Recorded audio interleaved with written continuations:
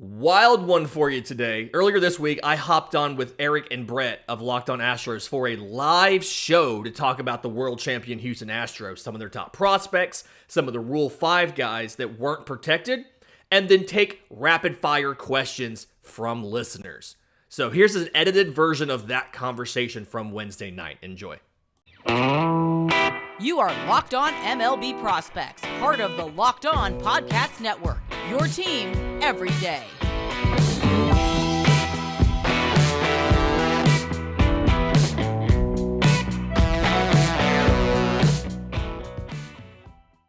We are Locked On Houston Astros, and we hope that you join us for a daily Locked On Astros podcast. My name is Eric Heisman. You can find me on Twitter at Eric Talk Stros. Find the show at Locked On Astros, your team every day. Brett, where can I find you at? They can find me at H-Town Wheelhouse. They can find me at Stros411 on Twitter, Instagram, and Facebook. They can find me on TikTok. And just know, always positive, always Stros. All right. I'm sure you've seen that M&M's commercial where the M&Ms see Santa and Santa sees the M&Ms, the talking M&Ms, and they say, well, they do exist. Well, this is the first time I've actually done a show with Lindsey Crosby. He's he's the host of the Locked On MLB Prospects. He does a great job over there. He normally does it when Brett's there. So where can you find you and your podcast? I'm on Twitter at Crosby Baseball. My show, Locked On MLB Prospects, is available wherever you get your podcasts and on YouTube. You can find us on Twitter at Locked On Farm. And if you have questions for the mailbag, at Locked On MLB Prospects at gmail.com. We do those mailbags every single Monday. I know we don't get a chance to do this a lot during the regular season, but this is a perfect time to sit down and kind of look at the state of the Astros farm system. I know that there's a lot of people that say, yeah, the Astros are at the bottom of the barrel, but they've been consistently winning and they've been trading away some quality prospects to get some players to help them win. So what's your overall, if you're one of these big rankers, where would you rank the Astros farm system right now? So the Astros farm system to me is probably in the bottom half of the rankings, but it's for a good reason, right? You've promoted players like a Jeremy Pena, you have made trades, and you won a World Series. You played in 2 straight World Series. So you have used the prospect capital in the way that it should be used. And there's so many teams that are afraid to make the strategic trades of prospects. And the Astros haven't been afraid to step out and say, hey, we need to supplement. We need to make a trade. We're going to ship out a Jake Odorizzi. We're going to ship out a Jose Siri. We're going to make a trade to make our team better. Right. And so obviously it brought the Astros a World Series championship. Congratulations, guys. Yeah, it's been a great season. And to see the guys come up at the end of the year and help out. I mean, David Hensley being hit by a pitch and being on base and having a key part in a playoff game. Having Korey Lee come up and help out throughout the season. You know, he didn't really pan out, I think, the way that they wanted him to, and he's one of the guys we're going to discuss. But towards the end of the season, now we have our 40-man roster kind of shaping up. We have 5 spots still to fill, but JP France is one of those guys that is really, he's got a lot of promise. And with this roster, though, you know, Eric and I spent 30-something minutes last night talking about the lineup. And I was like, Eric, we haven't even got to the pitching yet. And we've got guys like Parker Mashinsky. We've got Anoli Paredes, who has kind of had a rejuvenation, has done a lot better in AAA. Hopefully he's got the control down. And then we've got all these anomalies, all these, you know, questions. Forrest Whitley, when will he break through? Corey Julks, if he doesn't get drafted and he stays around, will they put him on at some point? So, you know, Lindsey, for a farm club, for a club that has a farm system that's in the bottom half, we actually still have a lot more, I think, probable guys, you know, guys that you look into the future, the Meltons, the Gilberts, you know, Colin Barber, guys like that really, you know, Dustin Jordan, who's making a huge impact right now and turning heads. So let's just talk about this. You know, we want to talk about movers and shakers in this organization. Yeah, and the good thing is the top end talent is very good, right? And the Astros, more so than a lot of other teams, I really feel good about the development. And so a guy who might be a coin flip in another organization Here is 65% likely to make it versus a 50 because of the quality of development of both pitchers and hitters. Look at a guy like a Hunter Brown. I mean, comes up, doesn't get, plays in 7 games to end the season, and then goes into playoffs, doesn't give up a run in the playoffs. And it's like he might be your 5th or 6th starter next year. It's just something where going out, identifying the right types of tools and the right skills that these guys have, and then knowing what you're good at as far as development and turning them into useful big leaguers. Look at Jeremy Pena. I mean, great example of a guy that you build him, you develop him, and when he's ready, you bring him out, and he started shortstop all season, replaces Carlos Correa seamlessly. And what I've always told Brett is that the Astros for the past few years have not had the sexy players, the top 100. I mean, I know that Hunter Brown technically was, and Korey Lee was technically, but they don't have like the top 20 like some of the teams do. But even those top 20 prospects don't always click. What was the guy? I can't think of the name with the Mariners, the guy that was supposed to be a can't miss guy, but came up and kept on striking out left and right. He did play in the playoffs this last year, but they don't always hit in Jared the big leagues. yeah. Yeah, Koenig, that's right. So definitely the Astros just seem to be lucky with finding the right players at the right time, whether it be Christian Javier, Framber Valdez, Luis Garcia, and they just have this knack of doing it, whether that's just the scouting department or just the player development or something. So looking ahead, somebody mentioned Corey Julks. Is he the most likely guy to be drafted in the Rule 5 draft? It feels like he is, and it's a situation where he's had enough time at a higher level in the minors where you feel comfortable that he could make it for an entire season. I mean, it's a position player is harder to go in the Rule 5 draft than a pitcher, simply because it's so much harder to hide a position player. So there's a caveat on that. But if you were to take somebody, he's got enough versatility. He can play a couple different places. He has at least enough time at AA where you have a better idea of what he projects out to do. So there's a threat there. I still think a position player is likely to probably get skipped over, especially because he doesn't spend a ton of time at AA. I think he had maybe 10 games or so. And so it's just enough time where I don't quite think you're going to see him taken in the Rule 5 draft. But the tools are there. The potential's there. The reasons are there why you would want to take him. Now, is his age one of the main factors, that he's 27, that he's a little bit long in the tooth? You saw Stone Garrett finally break through, and Stone Garrett had moved from organization to organization, and he actually rose and fell. And when he got in the Diamondbacks organization, whatever they did with him, man, I don't know if it's just they're that thin in their farm system, or if they were able to develop some tools. He is a local kid from Sugar Land area. So are we looking at the same kind of thing with Corey Julks, where he kind of is behind the 8 ball because of his age? He's in his late 20s now. Yeah, and to me, missing the 2020 season impacted him a little bit more than a lot of other guys, simply because of the profile coming out of college. I mean, he goes to Houston, and then come out of there, even at Houston, he plays third, he plays left, he plays second. I mean, he's moving around a lot, and he's never really had that consistency, and then he loses a full season. I absolutely think that given his age, he's at the point where he's not valued by a lot of teams in their models, but a team that is good at figuring out, this is the mistake he's making. This is the one flaw. If we fix this, he'll pan out. That's an organization that could take him and say, look what he did at AAA, Sugar Land, we did at Corpus Christi. We can make this work at the big league level. So he's got traits, and he's close to it. Today's episode is brought to you by our friends at Simply Safe. I've talked about it all week. This time of year, package thefts off of your porch go up, home burglaries go up, and so that's why this is the time of year to consider a Simply Safe system. They make it easy for you with a 50% off special right now. But listen, the way it works, you go out to simplysafe.com and you build your own package. Everyone comes with a base station and a keypad, and from there, You pick and choose whatever you need. Do you want a doorbell camera? Do you need interior cameras, exterior cameras?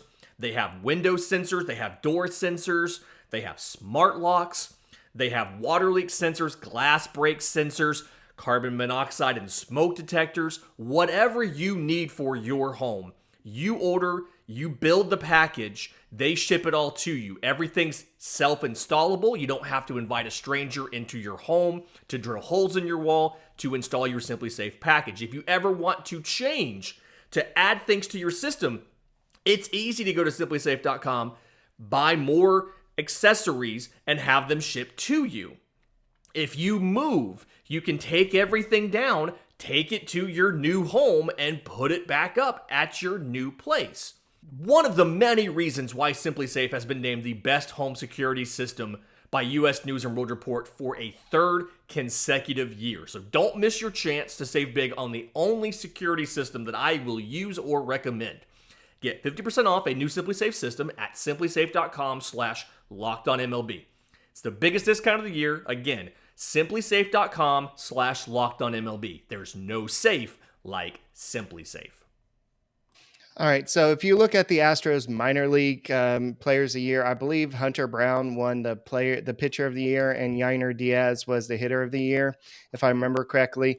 But Yainer Diaz is definitely one of the top hitters. I don't know if he profiles more at the catcher or if he profiles more as a DH or some other position. But I do want to kind of start looking at the Astros farm system player by player. So let's go ahead and start with maybe Korey Lee and Yainer Diaz. What can they offer the Astros maybe as soon as this next season? So good 1-2 punch, right? But both of these guys have things that we've got to work on. So like Diaz first. The thing that I love about Yainer Diaz is he's so good at making contact. The thing that I don't love about Yainer Diaz is he's so good at making contact. Because what happens is it's a pitch selection issue, but the quality of contact isn't always there because he's so good at putting a bat on a ball. And so I think it's something I'm throwing out the major league sample. 6 games. He got like 8 at-bats. Let's not talk about that. But like, look at what he did in Sugarland. 294, 342, 587. 16 home runs. And it's a situation where this is what he profiles as in the best case scenario is a batting average around 300. The slugging was there because he got a little more selective. He saw an extra pitch per plate appearance compared to when he was in Corpus Christi.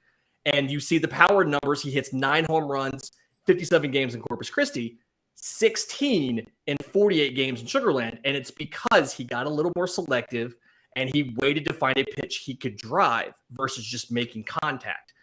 Defensively, you got questions about, is he good enough to be your everyday guy? I really don't necessarily know as of now that he is, but I think he has enough athleticism where you can use him at DH. You can use him some at first base. I don't know how good he picks, but you can use him some around while he works on some of the defense. The arm is there, but he has to work on the flexibility, the blocking, and then just more experience calling a game. And I think that this pitching staff can really help with that because they're so seasoned and so talented. So let me ask you this. Let me just kind of break in here because I've noticed a couple of different things you've said consistently. You keep going back to their AA numbers. Can you explain to our listeners, to our viewers, why it's important to look at not just a player's AAA numbers, but AA numbers? Because I believe AA is a little bit more challenging when it comes to batting and hitting because of the pitchers in AA. Is that why you keep alluding back? Because I think the average fan might go, well, but I want to know his AAA numbers because that's the highest level. But AA is really that real barometer. Is that why you keep going back to it? Yeah. So for prospect people, AA is typically seen as the stuff is better. It may not be as refined, but the stuff is better. That's the primary level where most of the development happens. AAA, the job of your AAA team is to be ready to help your big league team. The job of AA is development. And so that's why more and more you see prospects coming from AA straight to the bigs. Look at what the Braves did with Michael Harris. They polished him off in Double-A, straight to the big, skip Triple-A completely. Triple-A, you have an interesting mix of prospects who need a bit more time, and then veterans who are trying to get back to the show, or guys who you have, they're quad A players, they're depth players. You have them to help out in case the big league team has an injury. So Double-A to me is typically a little bit better idea. Plus, Corpus Christi just happens to be almost perfectly neutral as far as park factors go. It is one of the few parks that is like exactly right at baseline, not slanted towards hitters or pitchers, but rather even. So it ends up being a really good barometer of what a guy can do in a neutral environment there in Corpus Christi. Yeah, we've interviewed several players, and they've talked about that. They've talked about how when they try to get outside of themselves, they're like, the ball doesn't carry at Whataburger Field. And it doesn't. I've been there, and it's very hot. It's squelching. I mean, the difference between Sugar Land in the summer and Corpus is Corpus has a breeze, but it's still really hot. Yeah. Sugar Land is, at least for the Pacific Coast League, Sugar Land is one of the more pitcher-friendly. I think it and Sacramento together are like two most pitcher-friendly parks as far as minor league park factors go. And that's the other reason why I really like looking at Corpus Christi numbers and kind of seeing what they did against guys who are also there to learn and get better, the best talent there in Double-A. All right, so somebody in the chat was asking about Joey Loperfido. Is this somebody who's been on your radar for the Houston Astros? Okay, let me just kind of nerd out for a real quick second about Joey Loperfido. His swing is really pretty. It is a smooth swing, lefty, obviously. Don't be worried about the fact that somebody might go undrafted in 2020 because 2020 was a five-round draft, right? But comes out of Duke. He has the physical build to still get power, and you can kind of see 108 games last year, 12 home runs, 41 extra base hits. But what I love, this is the big thing to me, when I'm looking for a prospect and I'm trying to answer the question, is this a guy or is this a dude? 316, 408, 492. That 300, 400, 500 thing, that to me is the cutoff between a guy and a dude. And Loperfido he defensively, I don't quite know exactly where he plays yet. He can play center field. He can play some in the infield. I don't quite know where he's going to be. That doesn't matter. He can hit. He can hit really well. He's got good baseball instincts. I feel like he would be a really good utility guy who could literally play 7 positions for you at a major league level. That's the kind of instinctual player he is. I'm a big fan of Loperfido, in case you can't tell. Yeah, he came on the show, and I had the honor of interviewing him, and he shared. Now I'll just share an abbreviated version of the story, but he shared a story at last spring training. Dusty Baker said, "Hey kid, so what position do you play?" He said, "Well, coach, I'm a center fielder." He said, "Go to right field." So he goes to right field, and what does he do? He gets a ball tailing away from him. He lays out, dives, and makes the catch. It's the final out of the inning. He comes back in the dugout, and Dusty Baker says, "Well, GD kid, I guess you are a center fielder," or whatever he said to him. And like the next day, Dusty had all this Italian stuff because he knew his name was Loperfido. So he had like this hat that had Italian on it. He had some Italian kind of themed gifts for him. Here's an Olive Garden gift card, Exactly. But Loperfido and Kenny Van Dorn, who we recently talked to with Astros Future, said that he sees him making it all the way to AAA this year. I mean, he said he won't break into the major league, but he said he has that potential to rise that quickly in their system. Yeah, and one of the things you can kind of look at is he did better, smaller sample size, but he did better in high A than in A ball.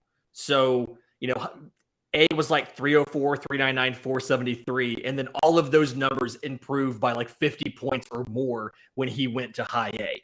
So that's kind of an indicator that you still haven't found the true talent level or the true challenge for the player. And so if I'm the Astros coming out of spring training, I'm genuinely considering starting him in Double-A versus starting him back in high A. I know he only got 26 games in high A, but he's also 23 years old. I feel good about what I saw from the glimpses. I'm thinking about sending him straight to Double-A 2/3 of the year and then looking for maybe August or, possibly late July, we're looking at bumping him up to AAA to see how he handles that one final level of pitching before he goes to the bigs, hopefully in 24. All right. So looking at, I know that David Hensley has technically already made his debut. I know a lot of people have kind of talked about him being maybe a utility guy, somebody who could play all over the field. But what do you see? What type of player do you see him eventually turning into? So to me, one of the things that I worry about in a situation like that is he's so huge, right? 6'6", 190. I mean, he's a big guy. And whenever you get those guys, don't get me wrong, they can play in the infield. You've seen O'Neal Cruz at 6'7" playing shortstop, but it's the levers. It ends up being a little bit harder for a really, really big guy like that to consistently do it in the infield at the level that you need to. Played it some in college, San Diego State. He was right fielder to shortstop, things like that. I feel like he has enough of a knowledge base where he can do it as a utility kind of role. I don't want him to be an everyday shortstop, but I think that if you pick a defensive position for him, he's athletic enough and he's skilled enough that he can probably do it at an above average level once you give him 3/4 of a season to settle in. But I do think defensively he can play where you need him to on a fill-in basis. Today's episode is brought to you by our friends at BetOnline. BetOnline.net is your #1 source for sports betting info, stats, news, and analysis. You can get the latest odds and trends for just about every single professional and amateur league out there. Football, college and pro, basketball, college and pro, both men and women, soccer, World Cup's in full swing. Team USA takes on the Netherlands tomorrow. Esports, they've got everything at BetOnline. And you can even get into more obscure sports. Looking at betonline.net right now, I'm looking at odds for cricket and boxing and darts.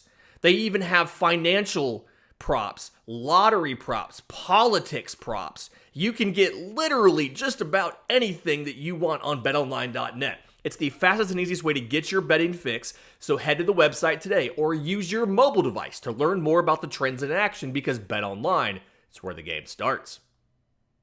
Now, Lindsay, I want to ask you real quick about a couple guys, okay? And you can give us a short synopsis of them.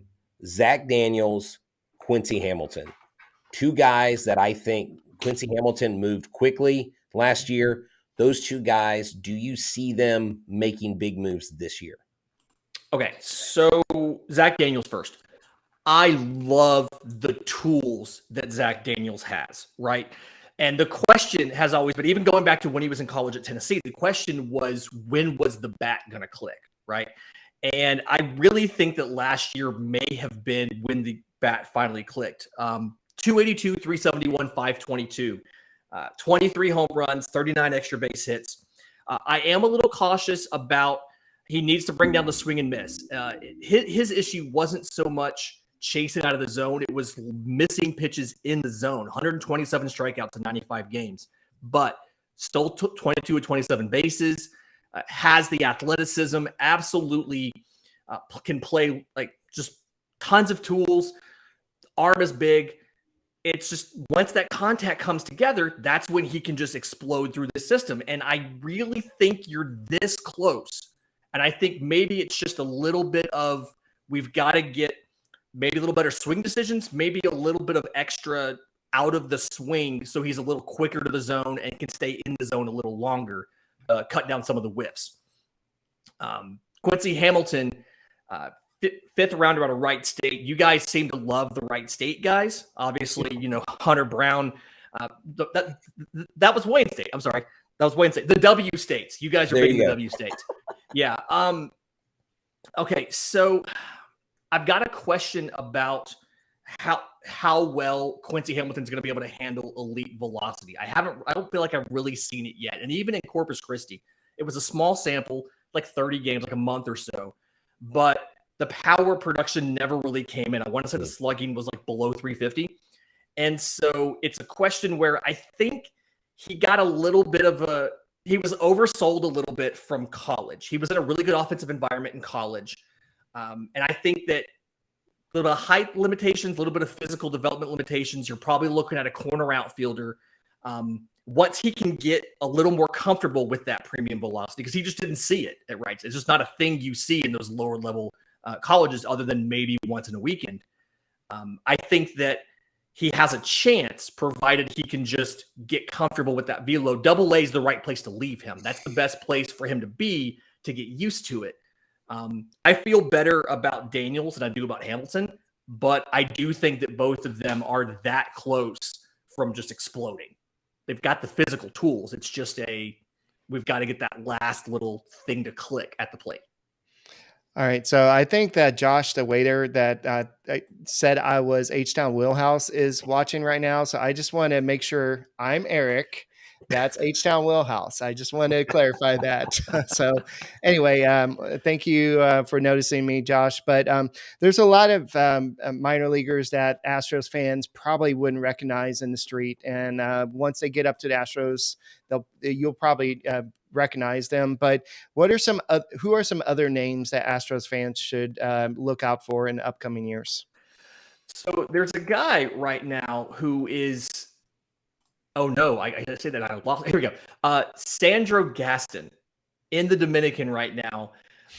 So 6'3", 210. He is a large man child. Okay. He is a massive young man, part of the 2021 class. And slash line right here. Okay. 319, 420, 688. He had a streak for like 3 days where he hit 4 home runs and 8 RBIs in 4 games. Wow.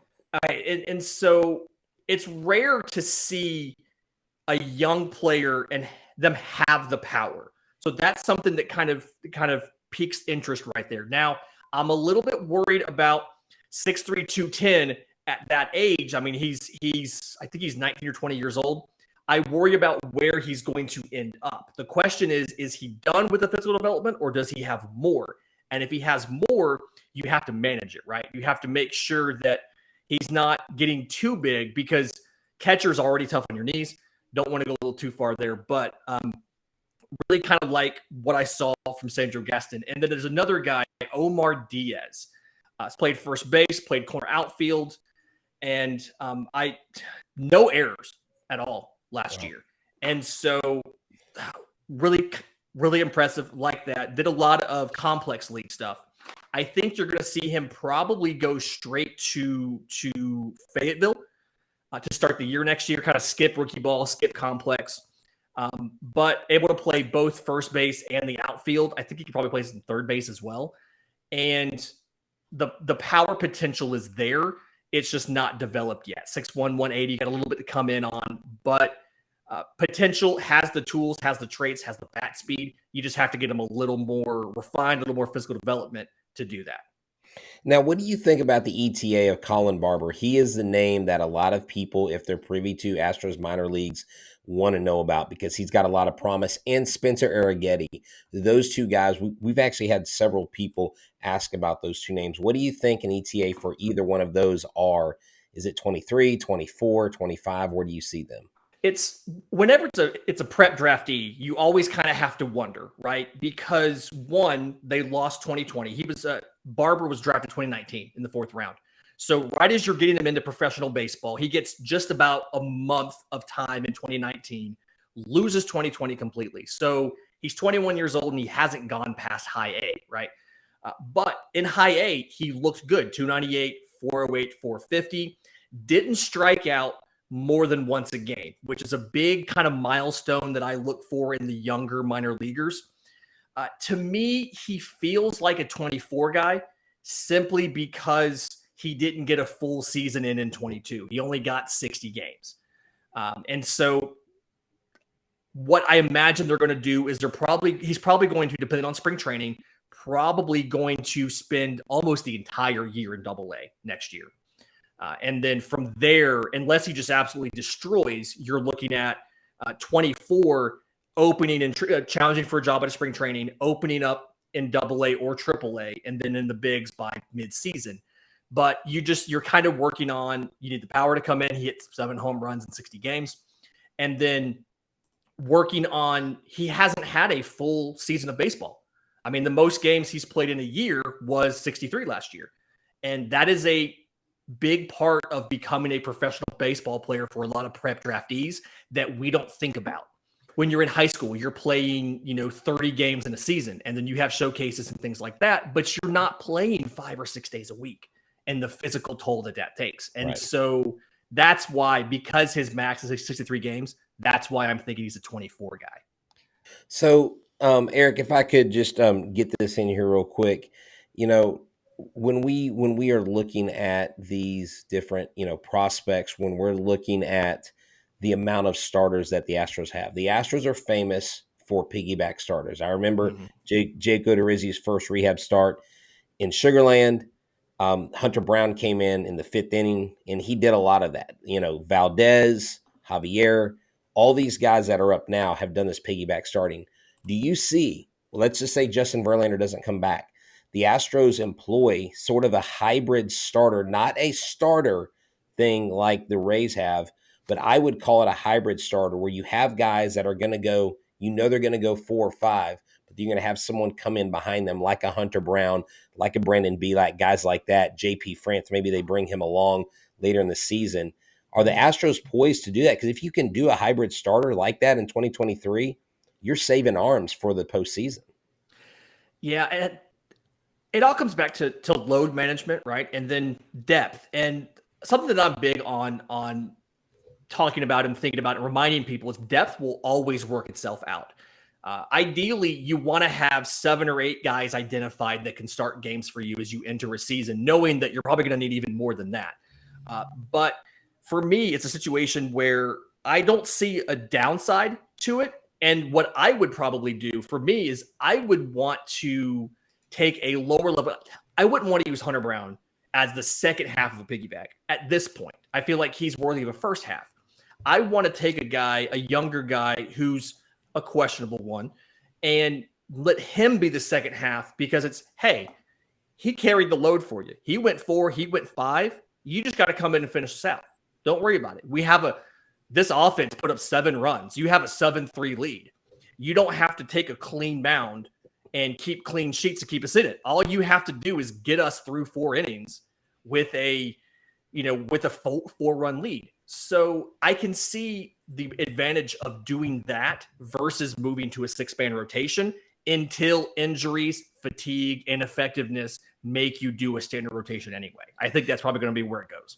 Exactly. And that's where I think Ananoli Paredes, if he's rejuvenated and he can get command of his, because he's got electric stuff. He just, Lindsey, when I watch him pitch, that plant foot is all over the mound. I mean, he does not have one solid divot that was where his foot landed every time. And he's just so erratic, but he's got electricity and he showed promise in 2020. But you know what? We really appreciate you joining the show. It's always great to talk to you. I'm amazed every time. I'm sitting there going, how does he know all this stuff? How do you retain, like, your brain? Does it open up and do you pour this stuff into it before we come on the air? My head is actually a TARDIS, and there's just infinite dimensions of memory in there for left-handed swings and curveballs. It's a lot of research, and I watch baseball. I love baseball, and just about all the time in my house, in my office here, like right now in my home office, I have 5 screens between this computer, that computer, TV, and baseball's always on at least 2 of them. It's just I live this. I love it, as you can tell. And when you love it, it's not work. This is fun. Tell everybody where they can find your podcast, where they can find you. And then, all right. So Lindsey, tell everybody where they can find you. Sorry. So my show, Locked On MLB Prospects, is available wherever you get your podcast and on YouTube. But you can find the show on Twitter at Locked On Farm. You can find me on Twitter at Crosby Baseball. And if you have questions for the mailbag, we do mailbags every single Monday. Send them to me, send them to the show. You can email us, lockedonmlbprospects@gmail.com.